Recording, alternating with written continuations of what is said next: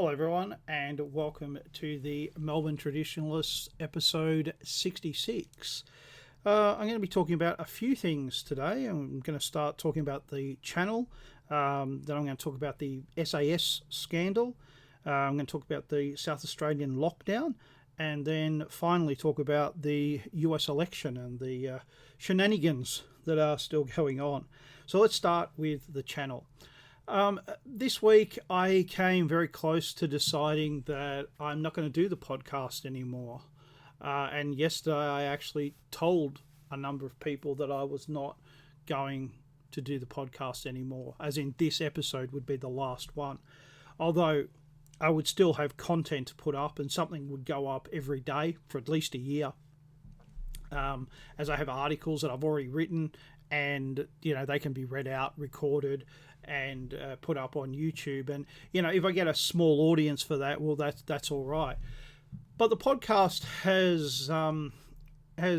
is increasingly a failure. And, sometimes you do things in life and it just doesn't work. And maybe that's what's happened to the podcast. I have 178 subscribers. But my last podcast, Mutual Attraction, episode 65, has 19 views. And I'm pretty sure that last view was me going on to take off a spam comment that was put onto the page. That's really pretty discouraging.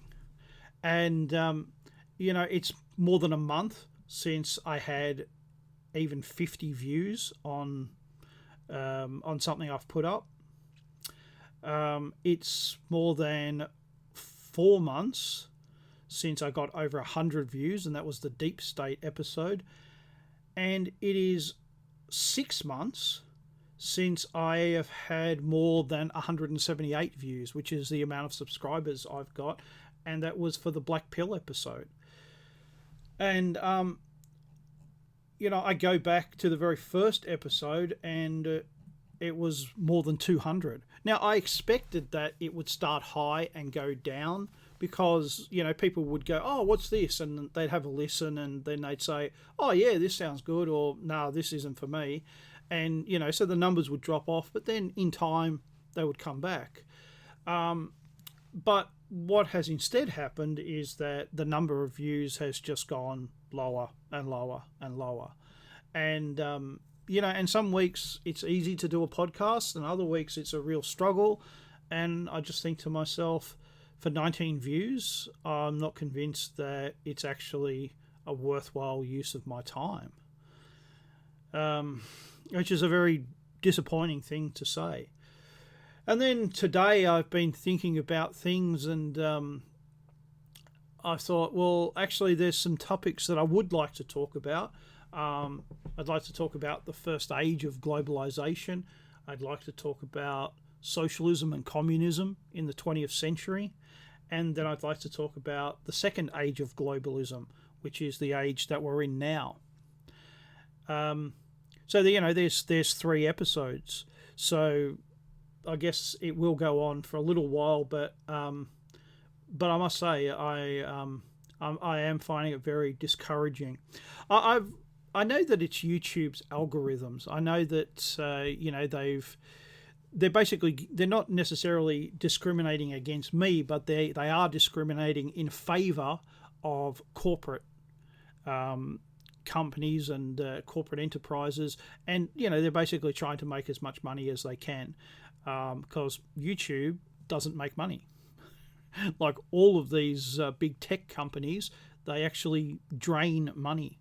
And it's really their prestige, their glamour that they continue to operate on. So, I understand that they're trying to actually make a viable commercial model. And it's not just political sites, it's also history sites. If you listen to any of the history podcasts out there, and some really good ones, you notice that they're really non-political, and that doesn't help them because they are also demonetized. Now, I'm not trying to be monetized. I think a political channel being monetized is a really bad idea, but at the same time, you just got to understand that that's how it is. So I understand that, I'm just being pushed aside, but at the same time, the people who have actually subscribed, you think they'd actually check back. But that doesn't seem to be happening. So I feel increasingly, as I said, that this is becoming a lot of effort for not much reward. And I have a slightly similar problem with Upon Hope, with my blog. I get about 3,000 to 4,000 visitors a month, and I call them visitors because I don't know whether they actually read the article. I mean, we've all surfed the internet, and we all know that sometimes you get to a site and you look at it and you go, "Oh, what's this?" and you click away. You don't read it at all. But that site has just recorded another visitor, but not a reader.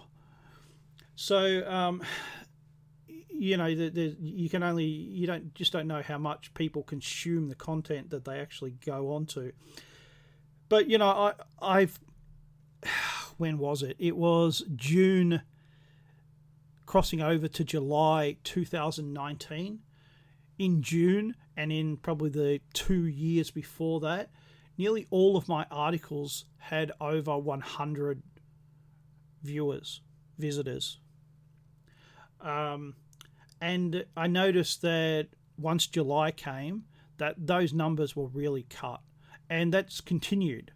And, now instead of getting an average of 100 or 200 people clicking onto an article that I wrote 18 months ago, now I'm in the 20 to 30, maybe 40 range. And in the last 2 months, my second most read article, or visited article, has 77 views. And the next one has nearly 2,500. And the reason that one is so high is because I picked a title without realizing it that was basically clickbait. The article's entitled "If You Need to Lie."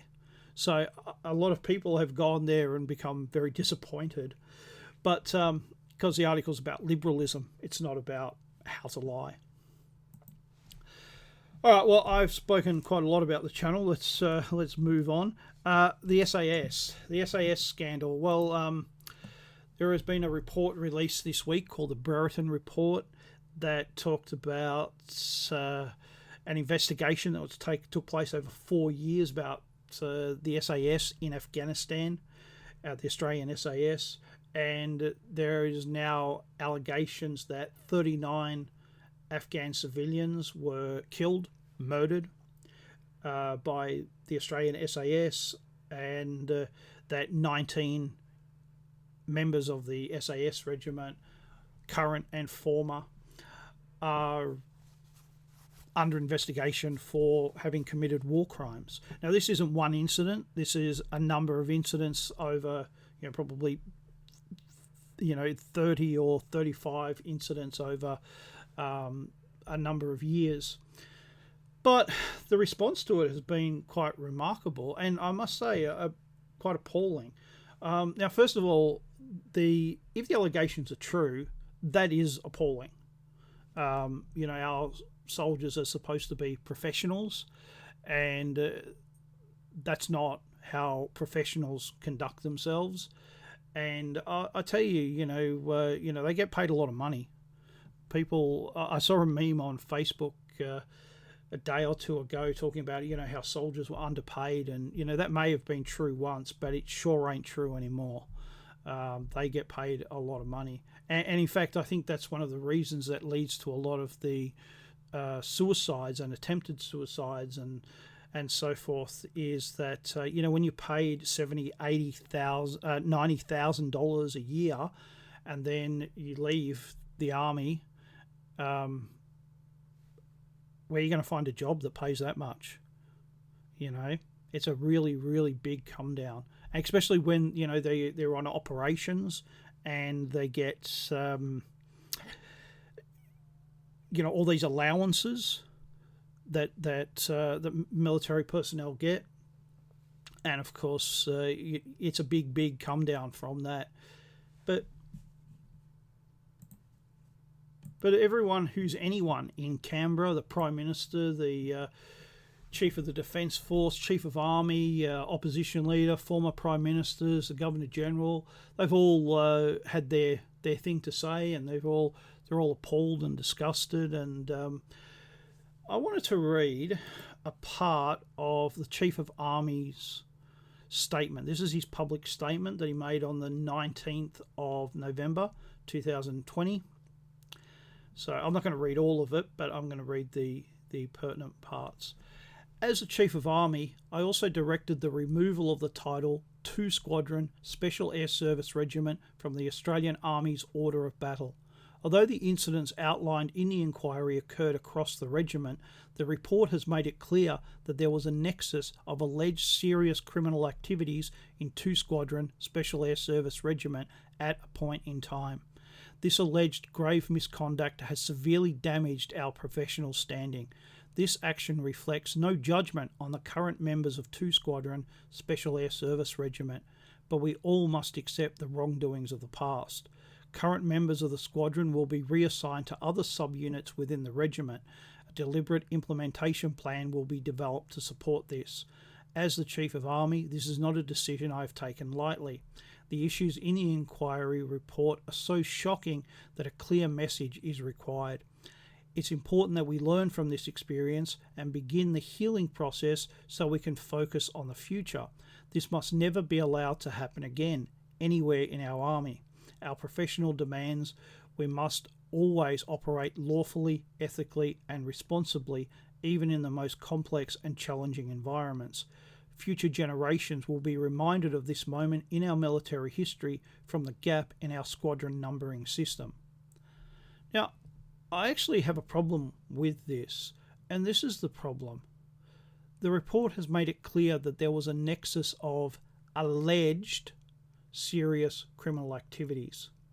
This alleged grave misconduct has severely damaged our professional standing. Now, 19 men have been accused, but to my knowledge, no charges have been laid, which means that there has been no trial, which means that we have not heard their side of the story. It seems to me that this is not justice, and to disband a squadron, 2 Squadron of Special Air Service Regiment is muddle-headed, because this statement, this action reflects no judgment on the current members of 2 Squadron Special Air Service Regiment is nonsense. It is obviously a judgment. And it's not just a judgment on the men who are serving now, it's a judgment on every man who has served in 2 Squadron. How can it be anything but? It's just appalling. And if these things are that serious, then surely there must be criminal charges laid. Surely this must be put before a court. But they have already, the same week that the inquiry comes out, disbanded 2 Squadron. It's ridiculous. I'm reading this on australiandefence.com.au, which is, I believe, the official Army or Defence Force magazine. And there is a comment at the bottom. A guy calls himself Alan. Punishing hundreds for the alleged actions of a few. Punishing those hundreds prior to anyone actually being charged, tried and convicted seems it's more important to placate the media than to actually mete out justice in an appropriate manner. Well, it's a bit hard to argue with that. It's, I agree that if these allegations are fact and only a court of law can determine that, then it is quite appalling. Because when a lot of these incidents are supposed to have been Afghans who were taken prisoner and then killed while they were prisoner. So we're not talking about the confusion of battle. We're talking about deliberate murders, and that's against our entire Western tradition. Once you have taken a prisoner, then he's your burden. He's your responsibility. He's not yours to kill or mistreat. And that's something that is very ingrained, very deep in our history, in our traditions. And for that to have been discarded in such a callous way, well, it is a crime. It is a crime in every way. But it seems that there is a jump to judgment instead of a considered opinion. And I must say, I'm totally appalled that 2 Squadron Special Air Service Regiment has already been disbanded over a report. A report. No convictions, just a report. Appalling. To something that's a bit more lighthearted, although maybe if you live in South Australia, you don't think so. South Australia was in lockdown last week, and it was locked down because some cases of COVID-19 were found. I believe it was 3 cases. One of the men who apparently had the disease, he worked in a hotel, and he also worked in a pizza shop. But he apparently, and I have a little bit of doubt about this, he said that he didn't work there, that he just got deliveries from there, right? So they thought to themselves, that the South Australian Health Department and then the South Australian government, all the way up to the Premier, thought, well, COVID-19 has mutated, and now it's being transmitted via pizza boxes. I mean, how friggin' dumb do you have to be to think that a disease is being transmitted by friggin' pizza boxes? Anyway, so now the Premier has come out and said, I'm appalled by this man. He lied to us. No, you people are friggin' idiots. You're absolute morons. How can you think that that's even a possibility? So they were supposed to be in lockdown for 6 days, and now they've pulled it back, and life's pretty much back to normal, as it can be in 2020, year of crazy. But I just can't get over it. How dumb do you have to be? Pizza boxes, a whole new strain. No, it's not. You people are fools. Well, something that is not as funny is the US election. It's quite bizarre, and it's becoming more bizarre as time goes on. We had Rudy Giuliani and a number of lawyers come out and give a press conference this week where they said that they have direct evidence that that corrupt practices have taken place in the election, and they have had people coming forward and signing affidavits and all the legal things that have to be done for this to be investigated. And in the next week, we, the general public, will actually start to see some evidence that they have compiled. Now, the left has been poo-poo, this is all ridiculous, this is all absurd, and I'll come back to that. But I am really hoping that this is really solid. I really hope that this isn't the type of stuff that we see so often, where it's all talk and little background. There's nothing really solid behind it. It's more, hey, I wish, than this is proof.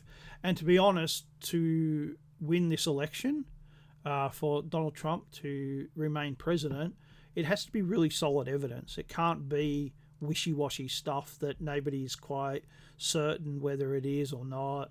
It really has to be stuff that is stunning, bigger than Watergate. And if the allegations are true, it is bigger than Watergate. It's much bigger than Watergate. Now, the thing that I want to come back to was the media. the media has always been biased, but, they pretended to not be. They made a real effort to pretend not to be. So if you're in Australia, you're well aware of this program, but on the Australian Broadcasting Commission, there's a program that airs on Monday nights, and it's a political program, and they'll have 5 left of centre people, some of them quite radical, and then they'll invite one person who's not left of centre, and basically it's a gangbang, right? And everyone knows what it is, everyone knows what's going to happen, and these right of centre people just keep turning up to get gangbanged on TV. And now they've actually decided, hey, we don't need that right pretend person. We can actually just have everyone who agrees with the left, and they can all get together, and they will all just reinforce each other. And of course, this is a big thing that we're witnessing in the Western world now. I was reading that many people are talking about how this is a return to the 1800s, and how in the 1800s newspapers were political organs. They were owned and they were controlled by a powerful man, or a union, or a political party, or some faction of a political party. And in most major cities there would be a range of newspapers, and you could choose which newspaper you wanted to read depending on your political and social values. And we're returning to that, where everything is highly partisan. But the big difference between now and then is that back then, in most cases, there was a choice and there was opposition. Today, the media is all consolidated, so everybody is saying the same things, and we're basically left in this position where we either pay attention to it or we don't pay attention to it. And I myself have I've probably done this for nearly 20 years, where I have switched off from the mainstream media. And I remember there was a time, probably about 2012, I could be wrong, but I think about then, and I decided, you know what, maybe I've been a bit harsh, I'll give it a watch. And so I did start watching it, but I lasted maybe a week, maybe 2 weeks. And there's one story that just stuck out for me, not because it was the worst, it was just because it was just so obvious as propaganda.